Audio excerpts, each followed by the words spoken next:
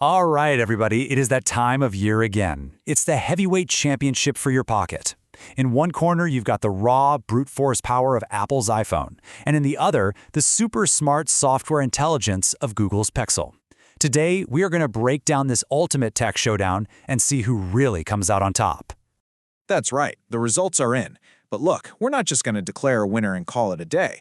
This is all about understanding why one of these phones might be a better fit for you. So let's get into it. You know, this isn't just a comparison between two gadgets. It's really about two totally different visions for what a phone should be. Apple and Google have placed their bets on fundamentally different strategies, and we're about to see how those philosophies play out in the real world. So here's the deal in a nutshell. On one side, you have the iPhone 17, and it's all about pure hardware dominance. I mean, just overwhelming power and performance.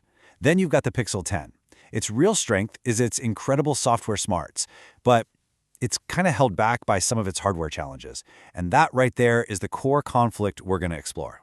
And that brings us to round one, the battle of the brains. We're diving under the hood to look at Apple's brand new A19 Bionic chip, going head-to-head with Google's 5th-generation Tensor processor. And let me tell you, this is where that performance gap really starts to look like a canyon. I mean, just look at these Geekbench scores. They tell a very, very clear story. The A19 single-core score isn't just a little higher. It's a massive leap in how snappy the phone feels day to day. And for the heavy-duty stuff, like demanding apps and gaming, well, that multi-core score shows Apple's lead is just as huge. When it comes to raw power, it's not even a fair fight. To put a number on it, we're talking about 58% faster single-core performance from the iPhone's chip.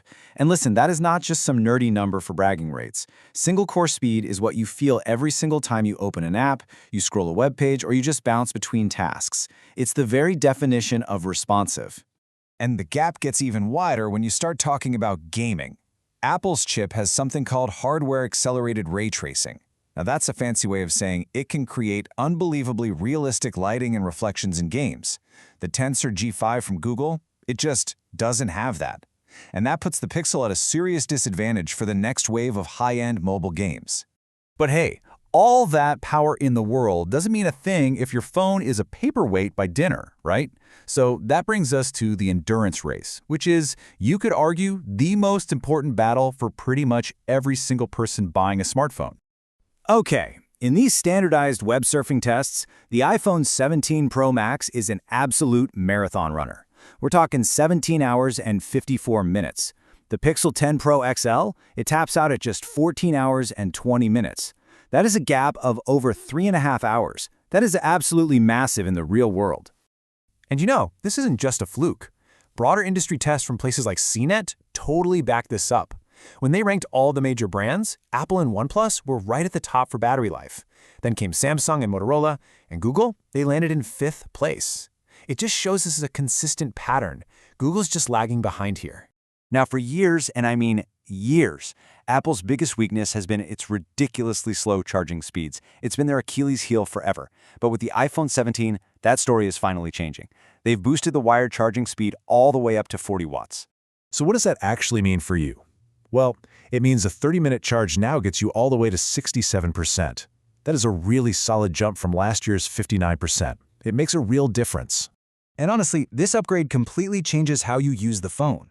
As Phone Arena put it, a quick half hour on the charger isn't just a little top-up anymore, it's genuinely enough to get you through the rest of your day with confidence. That's a game changer. So far, it kind of sounds like a clean sweep for Apple, doesn't it? Well, hold on, because this is where the whole story takes a sharp turn. See, Google's strategy isn't to win on raw specs. It's to outsmart its own hardware limitations. And that whole mission starts with tackling one of the Pixel's biggest problems historically, heat. To really get what Google's doing, we have to talk about something called thermal throttling. Basically, it's when your phone gets too hot and it has to slow down its own brain, the processor, to cool off. And the result? You get lag, stuttering, just a really frustrating experience, especially when you're trying to do something demanding. So, if we know the Tensor chip runs hot, what is Google actually doing about it? Well, they're fighting fire with software. So they have this new feature called adaptive thermal, and it's basically a multi-stage software system that's always watching the phone's temperature. If it hits 49 degrees Celsius, it gives you a little warning. If it gets to 52, it starts taking more serious action, and at 55 degrees, it just shuts the phone down to prevent any damage. It's actually a pretty clever, proactive little defense system. And this whole software-first approach is everywhere. The latest Android 16 beta is just jam-packed with fixes for stability. We're talking optimizing background tasks to save battery, fixing charging bugs, making the Wi-Fi better. It's like this relentless, ongoing campaign to just keep refining the software. Okay, so we've been through the rounds. Apple clearly won on raw power and on endurance. Google fought back with some seriously impressive software smarts. So, after all that, who takes home the belt? You know, this whole showdown really just boils down to two very different bets. Apple is betting everything on hardware supremacy. They want to deliver an absolutely incredible, powerful experience right now, today. Google, on the other hand, is betting on software resilience. They're promising a device that's smart enough to manage its own weaknesses and actually get better over time. So I guess the choice really comes down to you. What are you betting on? Are you going with today's raw, undeniable power? Or are you betting on tomorrow's adaptive potential? It is a fascinating question, and it's probably going to define the next year in phones. We'd love to hear what you think down in the comments. Thanks for watching.